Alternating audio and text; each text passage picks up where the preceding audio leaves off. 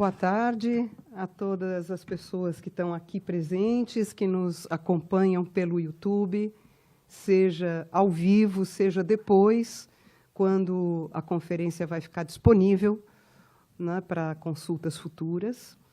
É com muito prazer que eu apresento a professora Carla Osmo, a nossa terceira conferencista aqui do 9º ENADIR. Né, já estamos no 4º dia do evento, o penúltimo, amanhã concluímos.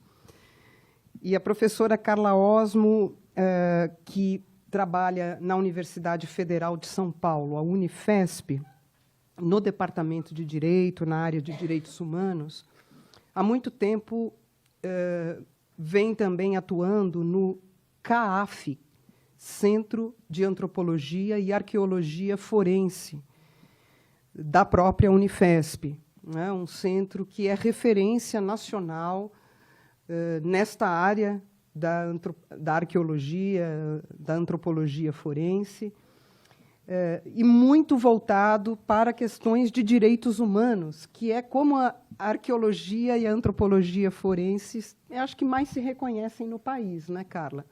Por sinal, às vezes eu recebo uns e-mails perguntando se o curso de antropologia tem a ver com arqueologia e com pirâmides.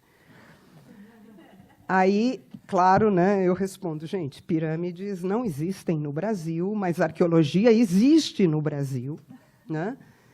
E é importantíssima, tanto do ponto de vista mesmo da arqueologia feita nas regiões amazônicas, né, uma pegada super transdisciplinar com as geociências, com a genética, com o estudo de materiais orgânicos e não orgânicos. Quer dizer, é uma outra arqueologia que não a romantizada no Egito, né? E é também esta arqueologia e antropologia forenses muito engajada, né, em contribuir e fazer parcerias com o direito no campo dos direitos humanos, das graves violações de direitos humanos e de como recuperar traços dessas violações que ficaram, né, no que a gente chama de cultura material, pode contribuir, não só cultura material em termos de ossadas, como é o caso de Perus, muito conhecido, né, do cemitério clandestino de Perus, mas documentos, mensagens trocadas, enfim. Recuperar tudo isso é recuperar, sim, né, num sentido, digamos, arqueológico também, aquilo que pode, entre o passado, o presente e o futuro, contribuir para um país mais justo. Então, dito isso, daqui a pouco sou eu que dou a conferência, né? Me animo aqui. Queria dizer que a professora Carla Osmo já foi vice-coordenadora e coordenadora do CAAF, mas ela segue ali responsável por pesquisas, e uma delas é a que ela hoje vai nos apresentar. Queria te agradecer muito, viu, Carla? Estou super feliz de você estar aqui. Obrigada. Boa tarde a todas, todos e todes. É uma alegria imensa estar nesse espaço. Fiquei muito honrada, Ana, com o convite, muito mesmo. Então, obrigada. Eu sou professora, então, de Direito, né, na Unifesp, na área dos direitos humanos. Tenho toda a minha formação na área do direito e trabalho muito com casos de violência de Estado. E tenho me interessado especialmente por como as lutas contra a violência de Estado têm endereçado né, as suas estratégias de luta para o sistema de justiça. Tanto a estratégia de luta contra a violência de Estado quanto a estratégia de busca por respostas. Hoje eu vou apresentar, né, aqui uma pesquisa que eu estou desenvolvendo com duas colegas, a professora Ana Carolina da Mata Chazin, que é professora também na Unifesp, e a Fabiola Fante, sobre o caso Volkswagen, que é a primeira investigação contra uma empresa por participação em violação de direitos humanos durante a ditadura, que chegou a resultados efetivos. Essa é uma pesquisa que está em desenvolvimento, né? Na verdade, nós estamos entrando aqui na etapa final, falta fazer algumas entrevistas, né? Estamos na última etapa de entrevistas. A gente não publicou ainda resultados dessa pesquisa, nós devemos fazer isso, queremos fazer isso em breve. Estamos no momento, né, com muito material coletado e fazendo o exercício de refletir sobre as várias possibilidades de análise que esse material nos oferece. Então, vir aqui nesse momento compartilhar com vocês uma pesquisa que está em andamento ao mesmo tempo, algo bastante interessante, né, pela possibilidade de dialogar sobre ela, quanto também desafiador, né, porque é uma pesquisa que ainda está sendo desenvolvida. Então, o que nos leva, né? Por que estudar o caso Volkswagen? O que nos levou a esse projeto, a construir esse projeto de pesquisa, foram outros 2 projetos coletivos maiores, né? Que é um programa internacional de pesquisa que chama Contribuições da América Latina para a Construção de um Direito Comum, coordenado pelo Instituto de Ciências Jurídicas e Filosóficas da Universidade de Paris I, pela professora Kátia Martin-Chenu, né, que deveria estar aqui, poderia estar aqui com a gente, queria estar, mas não conseguiu vir para o Brasil nesse momento, que é um projeto que reúne uma série de investigações sobre a forma como as experiências na América Latina, diversas experiências na América Latina, contribuem para fazer evoluir o direito internacional dos direitos humanos. E no período entre 2022 e 2026, a gente tem esse programa de pesquisa dividido em 3 eixos. Um deles, que é onde entra essa pesquisa que nós estamos desenvolvendo, sobre justiça de transição em faces de crises novas e crises antigas, e no que diz respeito a crises antigas, né, que é o caso da nossa pesquisa, olhando para formas inovadoras, né, ou novas maneiras de trabalhar no tema da justiça de transição. E outros 2 eixos de pesquisa, um sobre meio ambiente e o outro sobre responsabilidade de empresa por impactos econômicos e sociais da sua atuação. E o outro projeto que nos leva ao caso Volkswagen é um projeto que chama, né, Responsabilidade de Empresas por Violações de Direitos Humanos durante a Ditadura, um projeto do Centro de Antropologia e Arqueologia Forense, do qual eu participei como vice-coordenadora. E esse projeto ele é uma consequência, na verdade, do caso Volkswagen, porque a gente vai falar um pouco sobre isso. O caso Volkswagen ele é encerrado por meio da assinatura de um TAC, né, no termo de ajustamento de conduta, que prevê destinações de recursos para diversas finalidades, e uma delas é o financiamento de investigações sobre 10 outras empresas.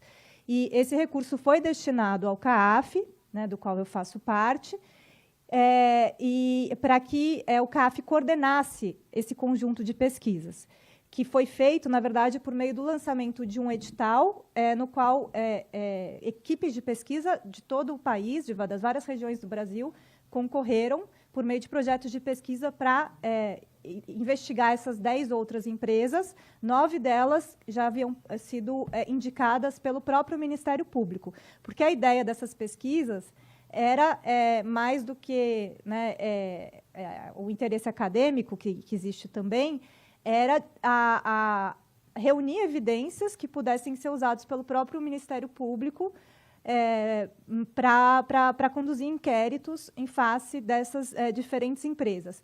Então, a partir desse termo de ajustamento de conduta, no caso Volkswagen, o recurso foi ao CAAF para financiar essas pesquisas sobre essas 10 empresas, que, se vocês olham ali, é o primeiro conjunto, né, de empresas nomeadas, foram aquelas que foram investigadas com o recurso do TAC da Volkswagen.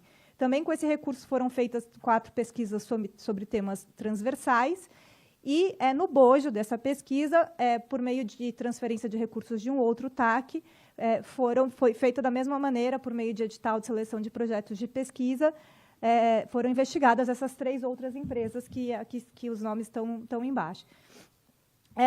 O que, nesse contexto, nos chama a atenção sobre o caso Volkswagen, para além do fato dele ser a origem dos recursos que financiou essa pesquisa? É o fato dele ser um caso paradigma, porque ele é um caso pioneiro, né? Ele é o primeiro caso que chega a um resultado, e é um caso que, inevitavelmente, ele é uma referência, né? Para o bom ou para o mal, ele é usado sempre como a grande referência. E, ao mesmo tempo, estar nesse projeto no CAAF deixou muito evidente como a história do caso Volkswagen não pode ser contada, não consegue ser contada apenas a partir dos documentos do caso, porque existe um processo todo muito mais rico e muito complexo que acontece e que os documentos não dizem sobre ele, né? Então, foi essa percepção, essa constatação de que essa é uma história que precisa ser contada, né, e ela precisa ser contada a partir da escuta das pessoas que participaram desse processo. Então, quando começo a fazer essa pesquisa, eu começo nesse lugar um pouco... na verdade, eu estou em várias posições, né, quando eu vou fazer essa pesquisa. Ao mesmo tempo, eu estava no começo na vice-coordenação e depois na coordenação do CAAF. Eu estava na vice-coordenação do projeto, que investigou as 13 empresas. Eu me tornei militante, porque, e a gente vai ver aqui, nesse processo, várias pessoas que tomam contato com esse projeto começam a se engajar, então também virei militante, me tornei uma militante pela responsabilização das empresas, e, né, me tornei uma pesquisadora. E aí, quando eu vou fazer as entrevistas nessa posição, eu já vou entrevistar a boa parte das pessoas, né, que me conhecem desses outros lugares e, de alguma forma, né, estabeleceram alguma confiança em mim por conta desses outros tipos de atuação que eu tenho nesse campo. Então, o que torna também bastante complexo, né, e me dá um senso de responsabilidade muito grande na forma como eu vou usar esse material, especialmente porque, como a gente vai ver, esse é um processo que se tornou muito conflituoso, né? Muito conflituoso entre as partes envolvidas. Não com a empresa, que é uma coisa meio evidente, mas das partes envolvidas com a promoção mesmo da investigação contra a empresa. Então, o que foi o caso Volkswagen? O caso foi uma iniciativa construída centralmente a partir do esforço de algumas organizações. Tem uma organização central que a gente vai falar sobre ela, que é uma organização que é levada adiante por ex-militantes operários, né, e por pesquisadores, e também por outros grupos que lutam por memória, verdade e justiça, em face de perseguições sofridas durante a ditadura. Para esses autores, para esses atores, né, o caso Volkswagen, isso é uma coisa que eu quero ressaltar aqui, o caso Volkswagen ele é parte de uma ação política muito mais ampla, que vai começar muito antes dele acontecer, e vai continuar existindo até hoje, né? Então, ele é parte de uma ação política que, na verdade, tem o objetivo de fazer avançar a pauta no Brasil da responsabilidade de empresas por violações de direitos humanos na ditadura e da vitimização, da militância e da vitimização da classe trabalhadora, que era um tema até então invisibilizado dentro do campo da justiça de transição. Então, aqui tem uma citação, né, na apresentação vou colocar, tem algumas citações de pessoas, de entrevistas que foram dadas para a gente nessa pesquisa. Aqui tem uma citação do Sebastião Neto, que dirige o IEP, que é essa organização que eu comentei, que teve esse papel fundamental na construção do caso. e que ele vai ressaltar isso, né? Que no imaginário da resistência da ditadura, a gente tem os políticos, a cultura e a luta armada. O que eu estou querendo dizer com isso é que tem uma espécie de não existir dos trabalhadores. Embora, historicamente, se tenha reconhecido que trabalhadores foram vítimas individuais de violações graves de direitos humanos da ditadura, não se reconheceu a classe trabalhadora como alvo da ditadura principal, e não se tratou, por muito tempo, da responsabilidade da participação das empresas nessas violações. Esse grupo vai fazer uma representação para o Ministério Público Federal, que faz em 2015 essa representação, e o Ministério Público Federal, em 2016, instaura um inquérito civil contra a Volkswagen e chama o Ministério Público Estadual e o Ministério Público do Trabalho para atuar junto com eles. Então, né? Então, a investigação ela vai ser conduzida em parceria pelos 3 Ministérios Públicos: Ministério Público Federal, Ministério Público do Estado de São Paulo e Ministério Público do Trabalho. Esses inquéritos eles foram encerrados por meio, eu comentei, né, de um termo de ajustamento de conduta, celebrado em 2020, prevendo que a empresa ia publicar uma declaração no jornal, em 2 jornais de grande circulação, e que ia destinar recursos para uma série de finalidades. Esse homem que está na foto é o Lúcio Belentani. Não sei se vocês chegaram a conhecer ou saber do Lúcio. O Lúcio era um antigo trabalhador da Volkswagen, que foi uma das pessoas centrais, ou talvez a pessoa central atingida, né, vítima atingida por violações praticadas pela Volkswagen, central nesse processo, porque ele foi preso, foi torturado dentro da fábrica, né? Ele permaneceu incomunicável. A empresa participou da ocultação de informações sobre o seu paradeiro, então, por um período, ele ficou desaparecido. E o Lúcio, sobre o Lúcio, havia evidências documentais da prisão dele, inclusive uma imagem da sua foto no DOPS com um macacão da empresa, e outros documentos, e o Lúcio tinha um depoimento muito lúcido, uma memória muito lúcida sobre o que tinha acontecido. Ele deu essa declaração na Comissão da Verdade Municipal de São Paulo. Então, depois ele se engajou muito com o processo. Ele é personagem do filme Cúmplices, que quem não viu, eu recomendo assistir, né, da TV alemã. Então, qual que é o objetivo da nossa pesquisa? A gente quer investigar, né, a construção desse processo, como se organiza, então, esse esforço coletivo para fazer avançar a pauta da responsabilidade de empresas, a partir do caso Volkswagen, quais fatores contribuíram para os seus resultados e olhar para o que ele vai ensinar, né, vai nos ensinar para futuras iniciativas de busca de memória e reparação por meio do sistema de justiça. O nosso objetivo não é analisar como que foi a colaboração da Volkswagen com a ditadura, né? Existem vários outros estudos que fazem isso. O nosso objetivo é entender o processo que vai buscar a responsabilização da empresa e a reparação pelas suas violações. E aí a gente utiliza, né, para debater esse caso, uma literatura dentro do campo da justiça de transição, uma literatura do campo da mobilização do direito, né, que busca compreender o uso do direito entre o conjunto de estratégias de da luta política dos movimentos sociais, e uma literatura né, de responsabilidade da Ana Chazin, do campo da sociologia do direito, que vai discutir o caso a partir da assimetria das partes no processo, né, e como que isso influencia os seus resultados.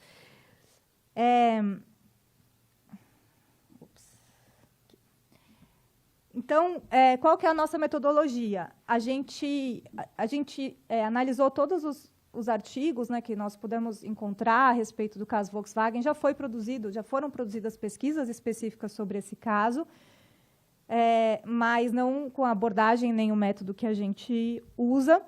Nós fizemos a leitura integral dos autos do inquérito do Ministério Público do Trabalho e do Ministério Público Federal e de documentos que dizem respeito aos antecedentes desse caso, especialmente documentos das Comissões da Verdade, das Comissões da Verdade. E nós estamos trabalhando, eu acho que essa é, né, nossa principal contribuição, com entrevistas. Nós já entrevistamos, até o momento, 18 pessoas. Nós temos aí, imaginamos entrevistar mais 4 pessoas, que já estão um pouco articuladas, essas 4 entrevistas. Nós começamos com entrevistas, um grupo, né, de pessoas que eram militantes e pessoas engajadas na construção do processo. Um segundo grupo, que era de pessoas atingidas, sejam ex-trabalhadores, sejam familiares de trabalhadores que morreram. Um terceiro grupo com pessoas ligadas às centrais sindicais que participaram desse processo, e o último grupo, que é o que nós estamos entrevistando agora, é dos membros do Ministério Público, dos Ministérios Públicos que atuaram no caso. Então, essa ressalva precisa ser feita, que quando eu vou falar do caso Volkswagen aqui, a gente não tem ainda as entrevistas dos Ministérios Públicos, então a perspectiva dos procuradores, né, e da procuradora envolvidos, eles vão aparecer menos aqui por esse motivo, apenas por esse motivo, né, porque a gente ainda não fez essas entrevistas. Aqui, né, nessa conferência, porque, né, a gente tem 1000 possibilidades de trabalhar, né, esse caso. A nossa proposta é tratar desse caso dentro de um contexto da justiça de transição no Brasil e de que maneira que ele se insere dentro dessa luta coletiva maior, no sentido de superar uma invisibilização total ou parcial de toda uma categoria de vítimas, né, de toda uma categoria de autores e de toda uma categoria de tipos de violações de direitos. E olhando para os esforços dos diferentes atores que tiveram envolvidos, um pouco humanizando esse processo, entendendo também, percebendo também que dentro das instituições e dos grupos, muitas vezes tem figuras que são pessoas, né, personagens que vão ser fundamentais. Então, que é importante a gente conhecer um pouco quem são esses personagens, que são, muitas vezes, pessoas que ficam apagadas depois que a gente vê o resultado, né? A gente fala do caso, fala do Ministério Público, mas a gente não conhece, muitas vezes, quem são esses atores que a gente faz questão de contar, né? De dizer deles.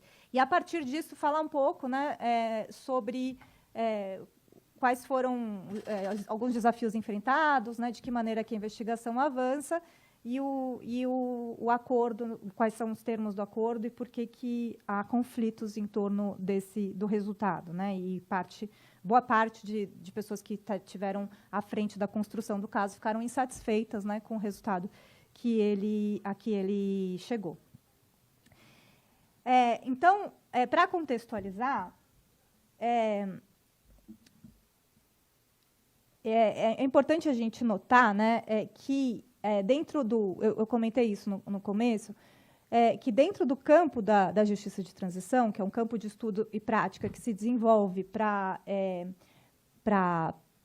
construir, para pensar mecanismos de se lidar com violações graves de direitos humanos praticadas em contextos de governos autoritários e conflitos armados, que esse campo demorou muito para dialogar com o campo dos direitos humanos em empresas, né, que, inicialmente, as empresas não estavam no foco da justiça de transição. O foco da justiça de transição, qual era? Era a violação de direitos civis e políticos, especialmente violações de direitos de integridade física, olhados de uma maneira mais individualizada, e os perpetradores diretos, né, agentes de Estado e, no máximo, paramilitares. Então, para onde que a justiça de transição, o campo, não olhava? Não olhava para as desigualdades socioeconômicas, para as discriminações sistêmicas, né, históricas, que estão por trás das violações e muitas vezes relacionadas a essas violações ou são determinantes para que as violações aconteçam da maneira como elas acontecem. E também não se tratava de violações a direitos econômicos, sociais, culturais e ambientais. E isso é algo que a gente vê também no campo dos direitos humanos de uma maneira mais geral, em que, historicamente, você tem um acento dado, uma maior importância dada para os direitos civis e políticos em relação aos direitos econômicos, sociais e culturais. Mas aí, a partir dos anos 2000, alguns estudos começaram a tentar, né, querer colocar em relação esses dois campos. Então, não é só no Brasil que as políticas de justiça de transição não trataram inicialmente das empresas. Né? Isso é uma realidade dentro do campo da justiça de transição de forma geral. E aí tem um trabalho muito interessante desenvolvido, coordenado pela LIPEN, na Universidade de Oxford, que olha para, comparativamente, em todo o mundo, para a forma como os Estados lidam com as violações de direitos humanos praticadas em contexto de regimes autoritários por meio de processos judiciais e comissões da verdade. E o que esse estudo vai observar? Que, em primeiro lugar, a América Latina é protagonista nessas iniciativas de responsabilização de empresas, embora a realidade seja de uma impunidade generalizada. A América Latina é protagonista, e eles constroem essa categoria que eles chamam responsabilidade corporativa desde baixo, porque eles vão notar que os processos eles vão acontecer muito por iniciativa de atores locais, militantes, alguns atores institucionais engajados, persistentes, né, que ela chama de inovadores, que vão depender de contextos políticos também, mas sem um grande apoio e mesmo um amparo no direito internacional de direitos humanos, que diferentemente do que diz respeito, por exemplo, à proibição de tortura, desaparecimento forçado, no que diz respeito à violação de direitos humanos por empresas, não dá grande suporte, não oferece grandes aportes para a gente falar desse tema. E o caso Volkswagen, nesse contexto, ele é reconhecido como inovador em nível mundial, né, por esses pesquisadores. Por que ele é inovador em nível mundial? Porque nos outros países da América Latina, as iniciativas de responsabilização de empresas se deram na esfera criminal. Então, esse é um caso paradigmático que vai acontecer na esfera civil, né, e por isso que ele é considerado tão interessante de ser observado também fora do Brasil. Bom, e por que a gente tem falado, né, não sei se isso talvez possa ser talvez conhecido de parte de vocês, mas é importante a gente repisar, a gente tem falado da relevância de se responsabilizar empresas, né? O que a gente está falando quando a gente fala em colaboração do empresariado com a ditadura no Brasil? Que tipo de colaboração, como que ela acontecia? Então, não se trata só de colaboração com o golpe de 64. Né? Então, as empresas elas mantinham interações constantes com o governo militar, comunicações constantes, mas também militares nos quadros da empresa, empresários no quadro dos governos, deram suporte material à estruturação da repressão. Então, vocês devem conhecer o caso da Ultragaz e do Boylicen, né, que foi o caso mais famoso, que foi feito um filme sobre ele, um documentário, Cidadão Boylicen, muito bom. E ele era uma pessoa que organizava a coleta de financiamento para a OBAN, né? E ele é um caso extremo, porque o Boylicen, inclusive, gostava de participar das torturas, mas a participação das empresas no financiamento dos órgãos da repressão, ela era algo que foi generalizado, né? Muitas empresas atuaram dessa maneira, financiando e também fornecendo apoio material, carros, né? O caso da própria Volkswagen, da Folha de São Paulo, alimentação, enfim. E isso tudo, então, apoio a órgãos da repressão, ao mesmo tempo, uma precarização das condições de trabalho. Então, a ideia seria promover o enriquecimento, né, econômico do país, através do crescimento das empresas, por meio de algo que o Murilo Leal chama de instauração de um novo regime fabril, né, que é um regime nas fábricas de superexploração dos trabalhadores, que envolvia arroxo salarial, submissão a condições insalubres, perigosas, enfim, e conectado a isso com a instauração de um grande sistema de vigilância dos trabalhadores, tanto nas empresas quanto nas vilas operárias, que operava, né, de diversas maneiras. Mas, né, na verdade, todo o sistema de segurança das empresas era um pouco as empresas abrindo esse sistema para a ditadura atuar. E as empresas também, elas investigavam, elas atuavam, né, monitorando, investigando os seus próprios trabalhadores, fazendo dossiês, fornecendo informações para a repressão. E essas informações, elas viravam, né, eles eram fichados, né, eles eram muitas vezes perseguidos políticos, as empresas, inclusive, facilitavam prisões dentro das fábricas, né, e eles, muitas vezes, submetidos à tortura, presos, vítimas de violações graves, e produziam as chamadas listas sujas, que eram as listas com os nomes, não só dos dirigentes, né, das lideranças, com atuação política, mas até mesmo, muitas vezes, de pessoas que entravam com processos na Justiça do Trabalho, enfim. Então, o nome de trabalhadores que integravam essa lista suja, que circulava entre as empresas e nos órgãos da repressão, impedindo que esses trabalhadores conseguissem novas colocações. Então, isso produzia consequências muito graves, né, para essas pessoas que não conseguiam, de novo, um emprego formal. E aí, além disso, que a gente vai falar do caso Volkswagen, a gente vai olhar especialmente para a violência no contexto urbano, mas você também tem toda a parte das violações de direitos humanos por empresas no campo, né, ligados a esse projeto de expansão das empresas para o interior do Brasil. E aí você tem deslocamentos forçados, ameaças, violências, né, assassinatos de lideranças, submissão a trabalhos análogos à escravidão, né? A gente vai ter isso num contexto do campo, então, contra trabalhadores rurais, contra povos indígenas, contra povos quilombolas. Isso também com a participação de empresas. Então, assim, isso é algo que é algo muito marcado, né, muito importante, como parte da ditadura militar no Brasil. Mas, apesar disso, quando se começa a falar de respostas pelas violações de direitos humanos da ditadura, não se trata desse tema, né? Não se trata da responsabilidade de empresas e da perseguição da classe trabalhadora. Quem começa a enfrentar esse tema são algumas pesquisas acadêmicas pioneiras, isso logo no pós-transição democrática. Mas, mesmo no universo da pesquisa, a gente vai ter uma grande produção só começando no contexto, em 2012, no contexto da criação das Comissões da Verdade. O Pedro Henrique Campos ele tem um estudo de revisão dessa bibliografia que é muito, muito bom, né, para a gente entender como que, historicamente, a academia foi enfrentando esse tema, inclusive com o desafio de acesso a arquivos, enfim.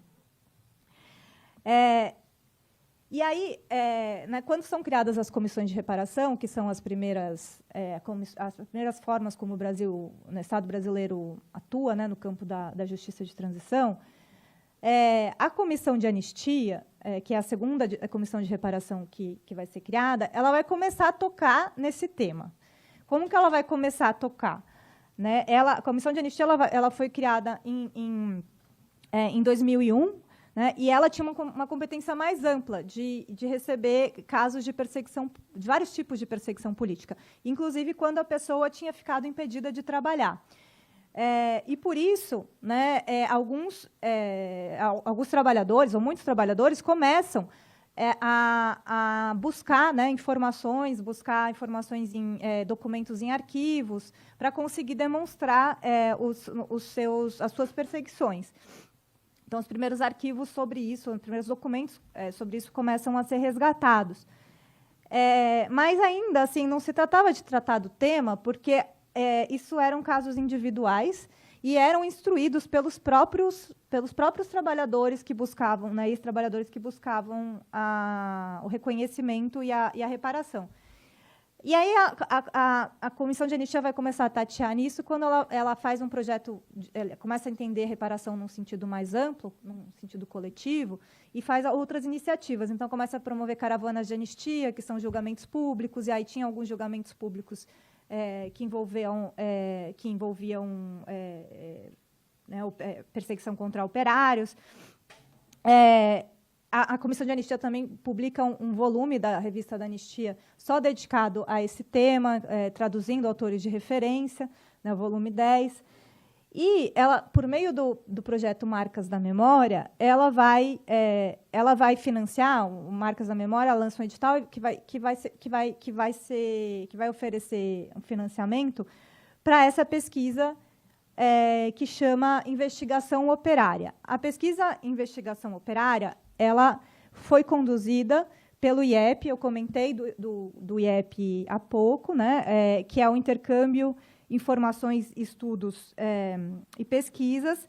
É uma entidade sediada em São Paulo, que foi criada com foco na educação de trabalhadores e no resgate da memória operária, e realizar intercâmbios com entidades acadêmicas, entidades do Estado, enfim, uma entidade que sempre trabalhou com pouquíssimos recursos e com essa característica, né, que aí, né, retomando o que a Ana comentou sobre o CAF, essa característica de unir, no caso do IEP, né, de unir militantes, né, operários, ex-militantes, a jovens pesquisadores, para juntos produzirem conhecimento sobre esse tema. E aí ele já tinha um projeto de memória que continua existindo, de reunião, né, de um acervo documental e de coleta de testemunhos. Mas, com esse financiamento da Comissão de Anistia, construiu esse projeto que chama Investigação Operária, que ele teve como foco, para além de resgatar a memória dos antigos trabalhadores, olhar para a responsabilidade de empresas.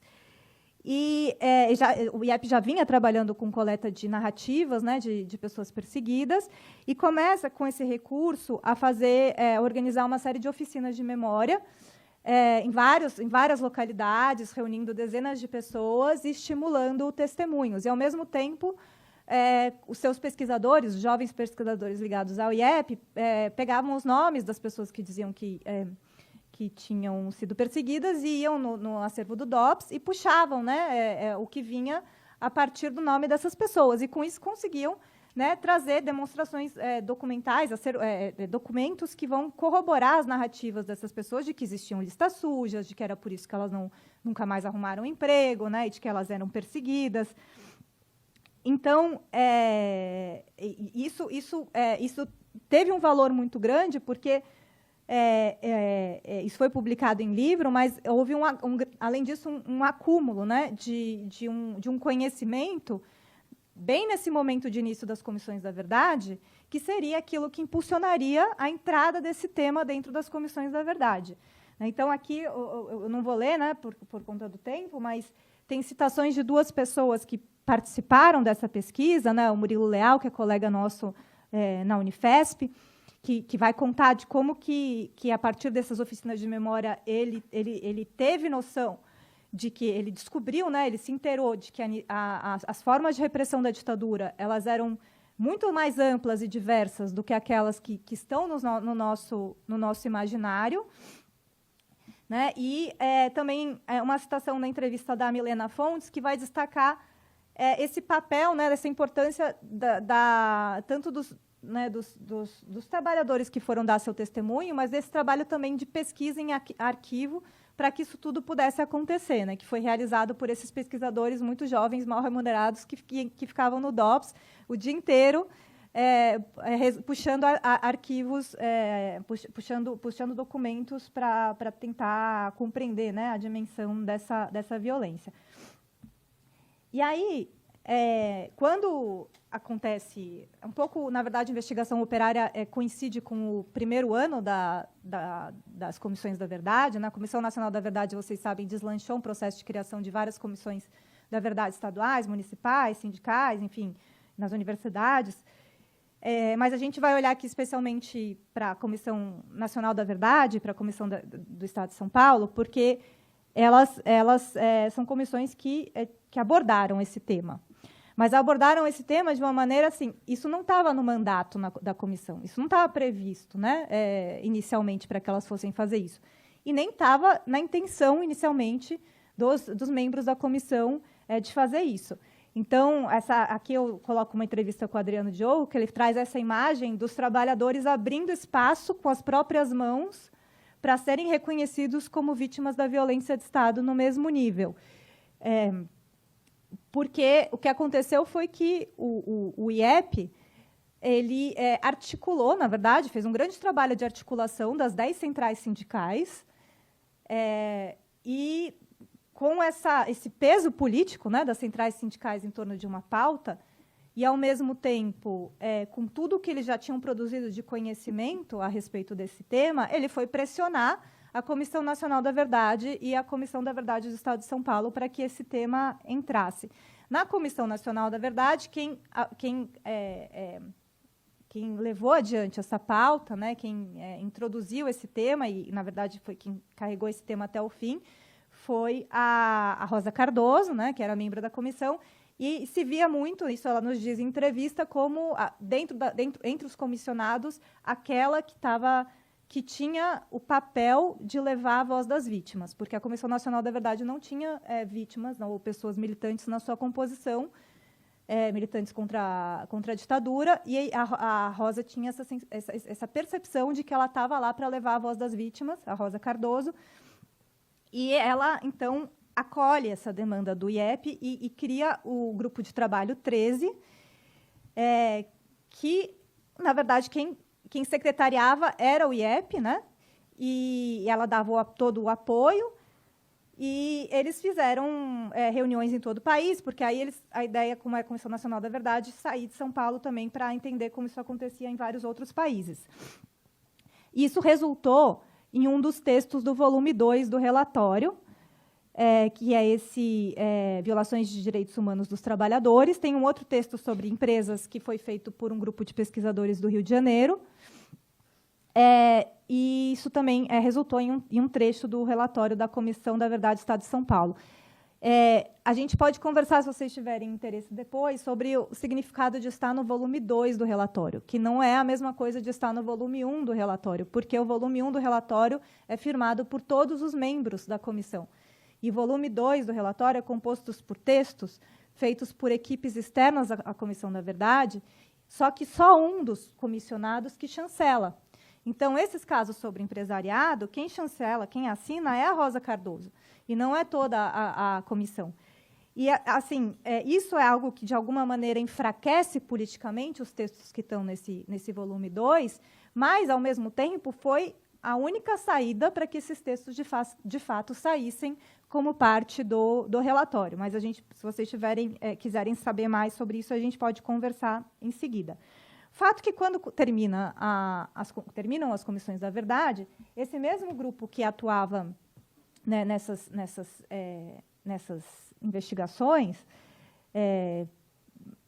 eles não querem que o tema morra depois do fim das comissões da verdade. Então, eles querem dar continuidade a essa pauta da responsabilização de empresas e formam um fórum que é composto por todos esses atores políticos que já estavam envolvidos ali no GT13 e nessa história de atuação junto à Comissão da Verdade.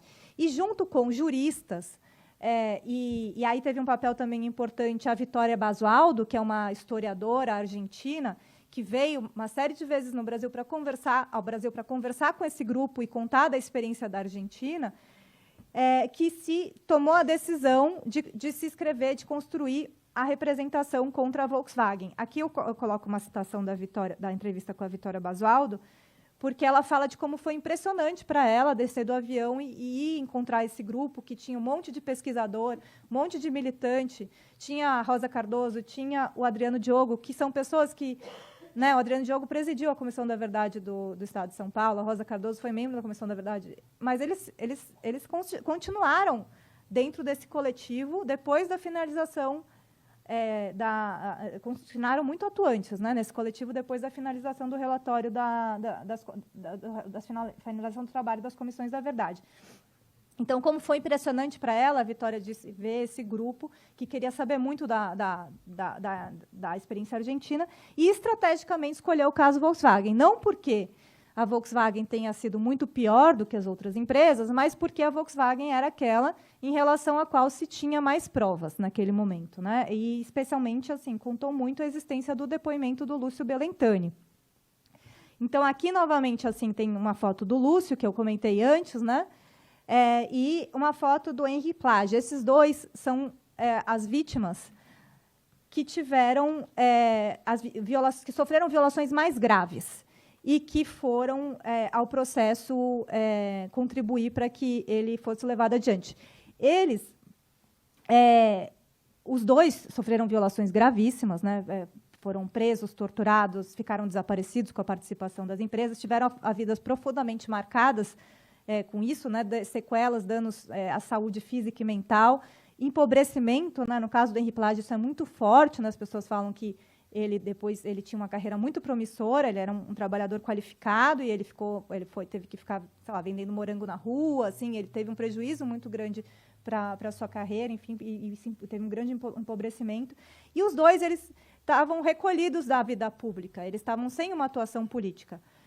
E foram localizados por esse grupo, né, especialmente pelo IEP. Ao mesmo tempo, tinha a Stephanie Dodd, que estava produzindo o relatório, o documentário Cúmplices, que também encontrou eles no mesmo momento. Então, tem um pouco, às vezes, no caso do Henri Plage, assim, né, quem que foi que encontrou primeiro, a gente não sabe ele primeiro, né, porque ele não estava na vida pública, ele precisou ser localizado. E o fato que, quando eles decidem apoiar o processo, eles são fundamentais, né? E isso mostra, assim, você pode falar de números, mas a existência de casos individuais e que você tem as narrativas das pessoas, isso fortalece muito, né, essas demandas. E a gente entrevistou familiares deles que disseram como, para eles, ambos morreram antes do fim da investigação. Ambos atuaram na investigação e morreram antes do fim da investigação. Primeiro o Henri Plage, depois o Lúcio, que morreu cerca de um ano antes da assinatura do TAC. E as familiares deles falaram para a gente como que foi importante esse processo para eles, que esse processo deu para eles um sentido para a vida deles, um propósito para a vida deles no momento final da sua vida. Isso é muito forte no caso do Henri Plage, que tinha mal de Parkinson, e que ela diz, a filha dele diz como que ele, de repente, ficou muito lúcido quando ele foi dar o depoimento dele para o Ministério Público, né? Elas falam muito emocionadas da importância da participação nesse processo para os dois. E eles, por outro lado, foram fundamentais para o processo, né? Bom, a representação que foi endereçada ao Ministério Público Federal, ela foi construída ela foi escrita por jovens advogados do IEP, ligados ao IEP, com orientação e apoio de juristas muito experientes, e houve uma grande mobilização política também para as 10 centrais sindicais também assinarem a representação. Então, vocês estão vendo ali um nome de tanto de entidade e pessoas que vão assinar a representação, entre o IEP, as centrais sindicais, algumas organizações de direitos humanos e pessoas individuais, inclusive a Rosa Cardoso, Adriano Diogo, e 4 vítimas, entre elas o Lúcio Belentani. E quando a gente olha o pedido que é formulado nessa representação, é um pedido de instauração de um inquérito civil e de investigação da participação da Volkswagen, da colaboração da Volkswagen com a ditadura. Ele não fala em reparação, né? Ele não tem uma visão não traz nenhuma visão de reparação. E quando a gente pergunta para as pessoas, mas vocês tinham um entendimento do que vocês buscavam como reparação nesse processo? Aí as pessoas normalmente dizem, era mais ou menos tácito, mais ou menos subentendido, que a gente queria uma reparação coletiva. A gente queria a promoção da memória, né? A gente queria um reconhecimento pela Volkswagen, a promoção da memória das violações contra os trabalhadores, e a gente queria fazer um caso paradigmático para depois ir atrás das outras empresas. Estou falando disso porque esse vai se tornar o tema que vai dividir, né, as pessoas envolvidas na construção e na condução desse caso. O Ministério Público Federal, então, ele chamou o Ministério Público do Estado de São Paulo e o Ministério Público do Trabalho para atuar conjuntamente. Algo que é muito interessante também, porque por vários motivos. Primeiro, porque parece um pouco inusitado, assim, um pouco rara essa atuação conjunta dos 3 ministérios públicos, mas também porque, ao que parece, esse é o caso que introduz o Ministério Público do Trabalho e o Ministério Público do Estado de São Paulo no tema da justiça de transição. Porque o Ministério Público Federal já tinha uma longa atuação nesse tema, né? Mas, enfim, pelo menos no Ministério Público do Trabalho, que nós já fizemos a entrevista, nós podemos afirmar que sim, né, que o Ministério Público do Trabalho começa a atuar em justiça de transição com esse caso, e depois forma um grupo de trabalho e está com muitos inquéritos instaurados contra empresas, inclusive um inquérito contra a própria Volkswagen por conta de trabalho da fazenda Volkswagen, né, o trabalho análogo à escravidão na região da Amazônia. Também, outra coisa que a gente observa é que os representantes, os 3 ministérios públicos estavam atuando com procuradores e procuradora, no caso do MPT, muito comprometidos com o campo dos direitos humanos, né? Então, Marlon Weicher, no Ministério Público Federal, o Eduardo Valério, no Ministério Público do Estado de São Paulo, e a Sofia Vilela, no Ministério Público do Trabalho. Quer dizer, no Ministério Público Federal era o Pedro Machado o responsável, o procurador Pedro Machado, mas o procurador Marlon Weicher, ele entra como um apoio e fica bastante atuante. Ele já tinha uma grande trajetória, experiência, era entusiasta, né, da responsabilização de empresas. Alguns fatores foram vistos, né, são vistos como importantes para que esse processo pudesse avançar. Então, assim, o fato dele trazer muito documento, né, das próprias entidades que construíram terem encontrado as testemunhas, né, testemunhas, pessoas vivas, a presença, assim, esse peso político da presença das 10 centrais sindicais, né, e um esforço muito grande de mobilização social em torno do caso, mas algo que é sempre destacado é a pressão que foi feita na matriz da Volkswagen na Alemanha. Essa pressão foi feita de algumas maneiras, mas teve um papel importante a Associação de Acionistas Críticos, que é uma associação que compra ações de empresas grandes na Alemanha para poder confrontar essas empresas na sua pauta, nos seus campos, nos temas de direitos humanos dentro das reuniões, colaboração da empresa com o nazismo, e ele começa a fazer essa pesquisa. Por algum motivo não tornado público, ele é afastado no meio do processo, e aí começa já vou caminhar para encerrar, né? Aí entra o Christopher Copper, que é um professor que não tem vínculo profissional com a empresa, mas seu estudo é contratado pela empresa. E o fato é que o Christopher Copper é esse da segunda foto, embaixo, ele, no estudo contratado pela empresa, conclui que a Volkswagen perseguia, sim, os seus trabalhadores. Né? Então, o próprio estudo da Volkswagen chega a essa conclusão. Mas ele foca muito, né, na responsabilidade do Departamento de Segurança da empresa. Né, o Departamento de Segurança Institucional da empresa, que era chefiado por uma pessoa chamada um coronel Ademar Ruge, que ele está nessa foto aqui sendo entrevistado, não, dando seu depoimento para o procurador Dr. Pedro Machado, nessa foto do lado do Christopher Copper. Ele era o responsável pelo Departamento de Segurança Institucional da empresa. Então, o estudo do Copper vai um pouco dizer que esse departamento foi responsável com, talvez, um conhecimento tácito da cúpula, né, da empresa no Brasil, sem evidências do conhecimento da matriz na Alemanha. Essas ressalvas que ele fez, depois se tornaram objeto de muita disputa, se começou a discutir se o Copper falou ou não que a Volkswagen tinha institucionalmente um compromisso aí de colaboração com a ditadura, ou se isso era uma coisa só do Departamento de Segurança Institucional da empresa. Aí o Ministério Público Federal contratou um outro estudo, né, do cientista político Guaraci Mingardi, e esse sim, contratado pelo Ministério Público Federal, ele vai além do que fala o estudo do Christopher Copper, para dizer que tem muitas evidências de que a empresa colaborou, inclusive, materialmente com a ditadura, inclusive com o fornecimento de carros, e que ela, sim, que partiu, né, de uma decisão institucional da empresa a questão da perseguição aos trabalhadores. Bom,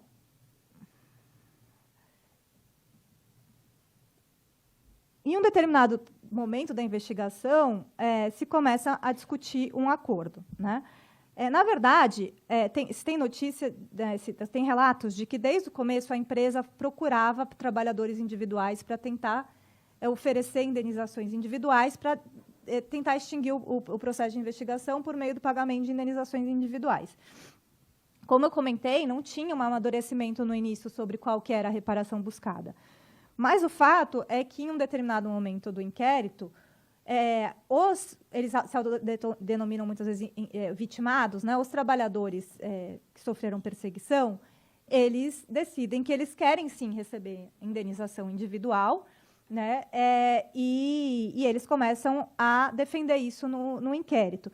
Enquanto as organizações que construíram a representação tinham uma visão muito mais coletiva de reparação e entendiam que esse inquérito não era o lugar certo para discutir indenização individual. E isso que vai provocar uma grande divisão ali, né, entre, de um lado, indenização individual e, de outro lado, reparação coletiva. E, em um determinado momento, os autores da representação percebem que é inevitável a entrada desse tema das indenizações das indenizações individuais dentro do inquérito, da negociação do acordo, e começam a falar, tudo bem, então vai ter indenização individual, mas a gente não vai aceitar que esse processo termine sem ações de memória efetivas e relevantes, né? E aí isso continua sendo o objeto da disputa, porque o que, ao final, vai ser feito em termos de memória coletiva, de promoção de memória coletiva, vai ficar muito aquém daquilo que era o objetivo inicial. Então, não falei, mas, assim, nesse contexto das disputas, no tema da reparação, é criada uma associação entre os trabalhadores, a associação Henri Plage, né, homenagem ao Henri Plage, que tinha falecido, e ela se torna um outro ente importante ali na negociação do acordo, se dizendo que é ela que representa as vítimas e defendendo a existência das indenizações. Quando o acordo sai, né, em um determinado momento, né, não se tem muita notícia, né, os grupos que estavam à frente da representação sentem que não estão sendo informados, né, sobre o que estava sendo decidido, isso bem na partezinha final, e se conclui, né, um acordo que vai prever que a Volkswagen vai fazer uma declaração em 2 jornais de grande circulação e que vai aportar dinheiro para diferentes finalidades, para o Fundo de Direitos Difusos e para projetos de promoção de memória e verdade. Não está escrito no TAC, mas esses projetos que vão ser financiados vão ser o Memorial da Luta pela Justiça, que é um memorial em homenagem aos advogados de presos políticos, de perseguidos políticos na ditadura, e o CAAF, que vai receber recursos para gerir as investigações das outras 10 empresas e também para trabalhos de identificação de desaparecimentos forçados. Uma grande demanda que existia entre os autores da representação era que fosse destinado um recurso para a construção de um memorial em homenagem aos trabalhadores. E isso acabou não acontecendo, né? Não houve uma destinação de recurso especificamente para a promoção da memória da repressão à classe trabalhadora. E aí também não está no TAC, porque foi um acerto que fizeram naquele momento, mas, de forma combinada com o TAC, foi feita a Volkswagen faz uma transferência de um valor cheio, né, para a Associação Henri Plage, que vai ficar responsável por, junto com o Ministério Público do Trabalho, definir critérios de distribuição. O Ministério Público do Trabalho contrata um árbitro, ou a própria associação contrata um árbitro, é contratado, selecionado um árbitro, que vai receber a documentação das pessoas que querem receber as indenizações individuais. E, dessa maneira, a própria associação vai distribui as indenizações individuais. E aí, uma grande questão que se coloca é se houve ou não um reconhecimento, né, pela empresa.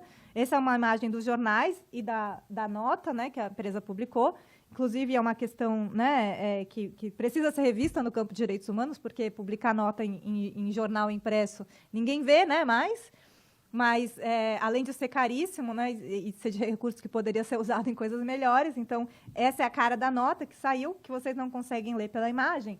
Mas tem trechos como esse. A Volkswagen foi a primeira empresa do setor automotivo a examinar a sua história durante o período da ditadura militar. Por meio de um acordo sem precedentes no país, a empresa disponibilizará recursos significativos. A Volkswagen lamenta profundamente as violações de direitos humanos ocorridas no período e se solidariza por eventuais episódios que envolvam seus ex-empregados e familiares em total desacordo com os valores da empresa. Em nenhum momento a Volkswagen vai reconhecer a sua responsabilidade. Então, uma crítica que se faz é de que isso parece mais uma peça de publicidade do que uma autocrítica e um reconhecimento de responsabilidade. E que a Volkswagen um pouco saiu bem com essa coisa de que foi a primeira empresa isso não corresponde aos nossos valores, enfim. Outras críticas que são feitas ao acordo.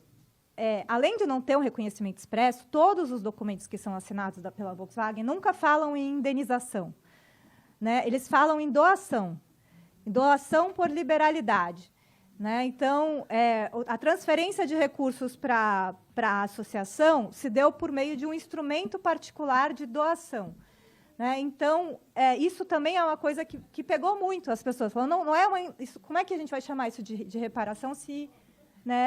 nem esse nome é usado, né? Tem uma crítica também de que o valor seria muito baixo, perto dos benefícios que a empresa deve ter obtido. Então, o valor cheio foi aí, de pouco mais de 36 milhões de reais, né, para todas essas destinações. A falta de destinação de recursos para um memorial sobre os trabalhadores, uma destinação de um valor alto para o Fundo de Direitos Difusos, em que, né, os militantes da causa nunca se sentem contemplados com o recurso que vai para o Fundo de Direitos Difusos, e também a percepção de que a investigação foi insuficiente em uma série de temas, como, por exemplo, a participação individual, né? Quem foram os indivíduos responsáveis dentro da empresa, quais foram os benefícios econômicos, né? A empresa tinha, na época, empregado da ditadura, tinha um empregado que era um criminoso de guerra nazista, né? Foi uma das pessoas que eram responsáveis pelo campo de concentração, extermínio de Sobibor, na Polônia, isso. Então, assim, que essas questões foram insuficientemente investigadas. Ao mesmo tempo, se reconhece a importância, né, de todo o processo, de se ter conseguido chegar a algum termo e, sobretudo, sempre se fala da importância desse acordo ter possibilitado, aberto o caminho para a investigação de outras empresas. Mas o fato é que as pessoas, boa parte dos grupos envolvidos na representação não ficou satisfeita, entrou com uma série de recursos. Essa aqui é uma tabela que eles colocam num pedido de reconsideração que eles fazem, né, dizendo, entre os pedidos que eles fizeram, o que foi atendido parcialmente, não atendido. Então, vocês veem que eles não consideram que nada do que eles queriam foi atendido, né? Enfim, e até hoje existe essa percepção de que o acordo, na sua maior parte, não foi um bom acordo, né? Da parte das pessoas que construíram a representação. Mas, ao mesmo tempo, é isso. Também se pondera que era um contexto político muito desfavorável, né? A gente estava assim, a empresa tinha saído da mesa de negociação várias vezes, era governo Bolsonaro, era pandemia, né? Então havia certamente um receio de que aquele era o acordo possível e que tinha que ser naquele momento, senão a coisa ia desandar. Setembro de 2020. E o fato é que assim tem posições também divergentes sobre a atuação do Ministério Público, né? Tem pessoas que reconhecem que foi uma atuação muito importante, relevante, engajada, e tem, por outro lado, várias críticas que vão aparecer nas entrevistas, no sentido de que não houve, né, que basicamente só se usou os documentos que foram fornecidos, né, não houve uma investigação efetiva e todas essas questões em relação ao acordo. Então, aqui, só para concluir, né, algumas reflexões aqui, né, que, dentro desse tema que eu escolhi para apresentar aqui, de observar como que o caso Volkswagen ele faz parte desse processo de luta coletiva, que vai começar antes, né, muito antes, não começar antes, não muito antes, talvez, mas que vai continuar existindo até hoje, né? Então, com os mesmos atores participando, mas muitas novas pessoas sendo agregadas ao longo do tempo. Então, hoje, com a investigação das 13 empresas, que hoje já são 14, né? Não pelo projeto do CAAF, a formação de uma grande rede nacional, né? De pessoas que pesquisam esse tema. Então, isso abre um campo de pesquisa, de estudos nas universidades sobre esse tema. E essa rede, além desses pesquisadores que muitas vezes são muito engajados, né, e aí a gente observa, nesse caso, essa coisa da contribuição acadêmica, né, para o processo, da pesquisa acadêmica, porque, de fato, nesse tipo de processo, nesse tipo de investigação, o Ministério Público não tem muita condição de fazer a pesquisa, que envolve pesquisa em arquivo, uma pesquisa histórica, né, envolve trabalho de campo. Então, a importância da contribuição acadêmica para esses processos. Então, se forma essa grande rede que hoje tem também uma associação de advogados para pensar estratégias na busca de reparação, enfim, militantes. Então, houve essa formação de uma rede nacional de militância nesse tema e de um campo de estudo que continua bastante vigoroso. E outra coisa que a gente nota assim, nesse processo é da importância dos esforços de alguns grupos e pessoas individuais para que ele pudesse acontecer, e como essa é uma luta para superar uma invisibilização, que é muito difícil, e que os próprios atores que são centrais nessa luta, muitas vezes, permanecem invisibilizados, né, no conhecimento que a gente tem nesse processo. E outra coisa, né, essa relação complexa entre reparação e memória, que nesse caso ficou muito evidente que, assim, que é certo que nesse caso de violações de direitos humanos as demandas de reparação também são uma demanda de memória, mas o tema da reparação ele pode ser muito muito conflituoso, né? Sobretudo quando a gente não tem um amadurecimento coletivo sobre aquilo que se busca, e que, muitas vezes, esses conflitos podem enfraquecer as demandas de memória, né? Então, algumas reflexões que eu trago aqui para a gente conversar. Não sei se dá muito tempo, né? Superei tudo. Acho que dá.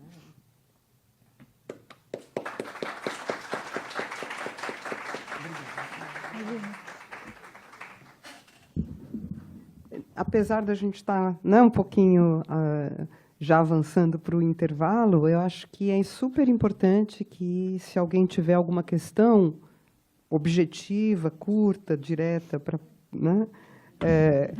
formular para a Carla, que faça, porque é uma oportunidade ímpar estar com alguém, né, que tem esta trajetória nesta linha de pesquisa, que eu diria ainda é muito rara, né, para um país que tem muito a investigar. Então, alguém gostaria de trazer alguma questão? Ou pedir algum detalhamento? Vem, Nilson, aqui na frente, por causa da gravação, por gentileza.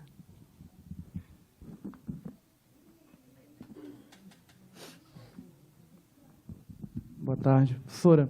Eu queria que você pudesse explanar um pouco mais sobre a questão da memória, porque você trouxe alguns interlocutores, né, que foram aparecendo ao longo da pesquisa, e você também citou o quanto foi sensível, né, lidar com a dor e com a memória dessas pessoas, e o quanto isso, então, impactou na pesquisa, e o quanto isso também foi relevante, né, para produzir dados e etc. Mais alguma questão? Eu tenho uma, Carla. Você mencionou a importância, né, dos relatórios que resultaram das comissões da verdade. Eu fiquei pensando, durante toda a sua fala, na publicação dos resultados, não só desses relatórios, agora da pesquisa, enfim. De que maneira você acha que é possível que também a forma de publicar esses resultados impulsione mais essa luta? Né? Será que, através de que tipo de publicação, de que canais? Tá? É uma curiosidade. Posso encerrar as perguntas? Sim. Carla. Obrigada pelas perguntas. Quanto à pergunta do Nilson, pelo que entendi, né, você quer que eu fale um pouco sobre como é lidar com a memória dolorosa das pessoas. Isso apareceu, nessa pesquisa especificamente, apareceu muito, assim, que eu chamaria de memória dolorosa, apareceu muito nas entrevistas com as familiares do Lúcio Belentani e do Henri Plage, né, que foi, né, algo muito sensível para elas, né? Nas outras entrevistas, o que aparece muito mais, e aí é da onde vem talvez o lado mais complexo e delicado de fazer essa pesquisa, não é tanto uma memória dolorosa do período, mas é toda essa... enfim, todas essas questões que dizem respeito aos conflitos, né? Que muitas vezes são frustrações, né, muito grandes, são pessoas criticando de um jeito muito... criticando outras, umas às outras, né? Enfim, uma memória muito mais do processo de luta, né? Nesse sentido, do processo de luta e dos resultados, do que a memória da violação originária, porque é isso, porque a gente não ficou também buscando muito das pessoas que foram vítimas, né? As nossas vítimas, as pessoas que sofreram violações graves que a gente entrevistou, foram esses familiares dessas duas pessoas que morreram.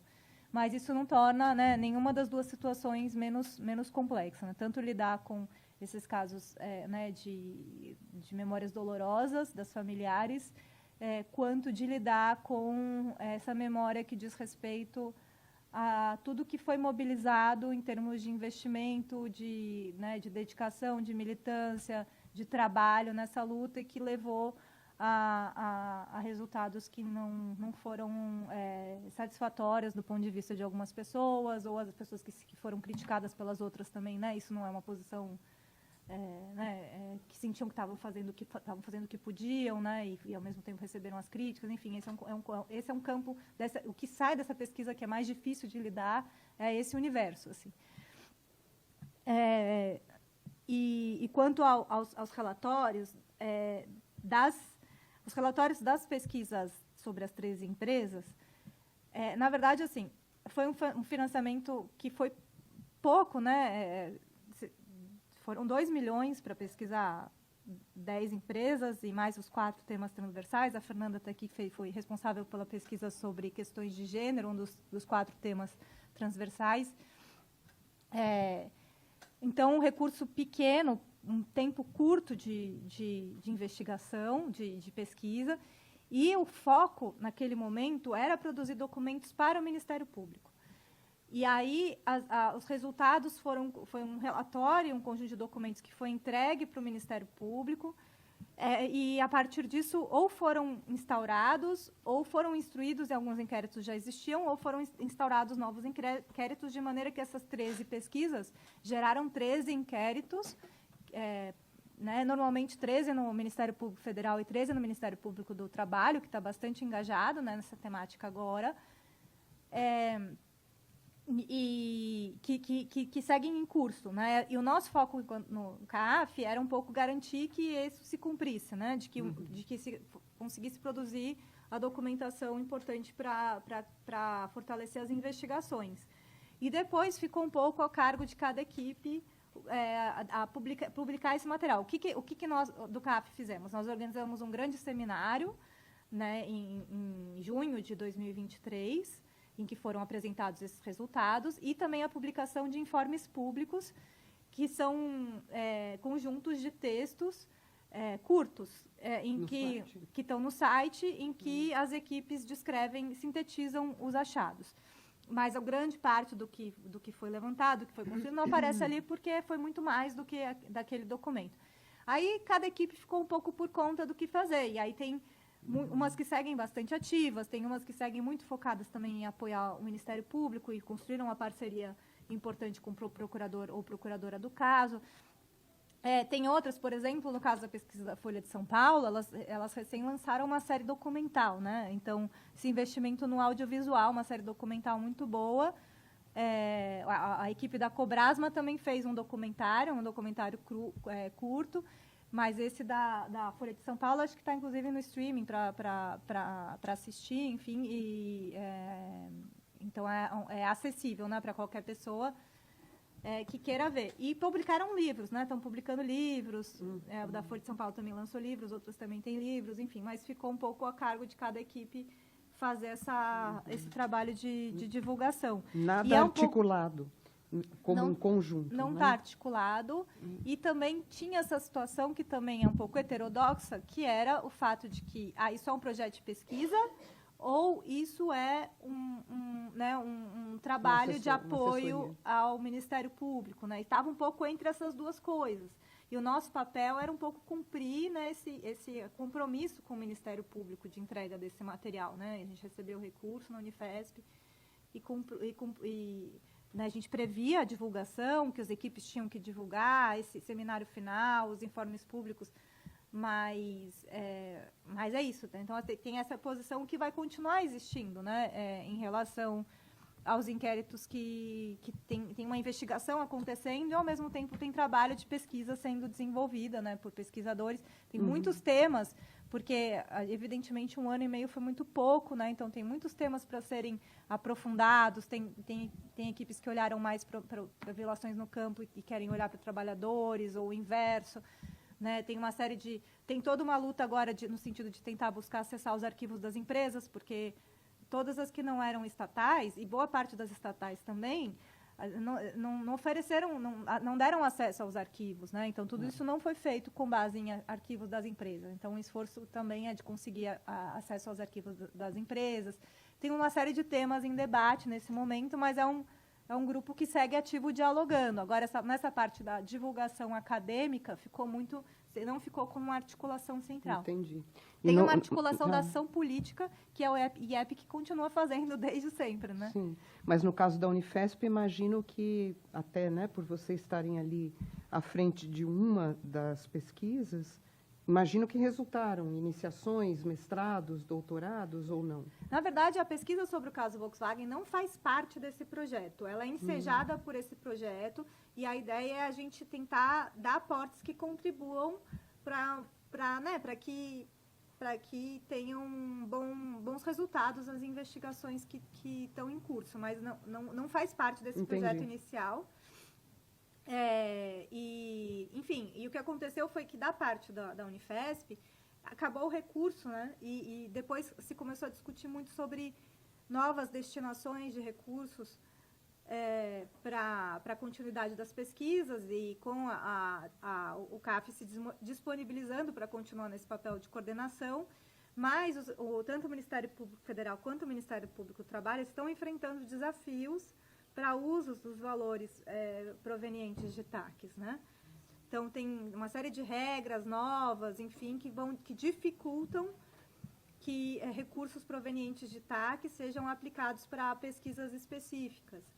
E isso foi usado, né? Isso foi levantado quando se conversou, né, com membros tanto do Ministério Público Federal quanto do Ministério Público do Trabalho sobre o recebimento de recursos. Uhum. Tem, às vezes, regras, tem uma coisa tipo a regra do CNJ para uso de TAC não é compatível com as regras da universidade para recebimento de recursos. Então, inviabiliza na prática, assim, né?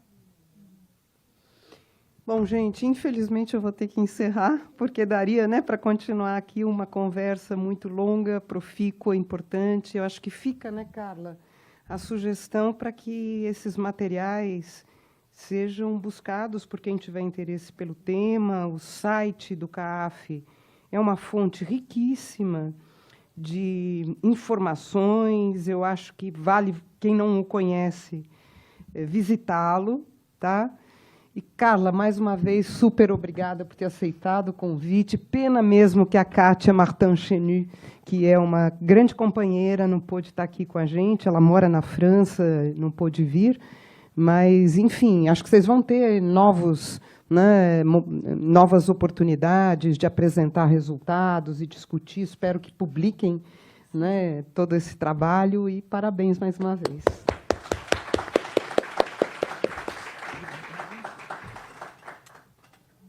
Eu que agradeço. Foi uma alegria enorme compartilhar a pesquisa com vocês.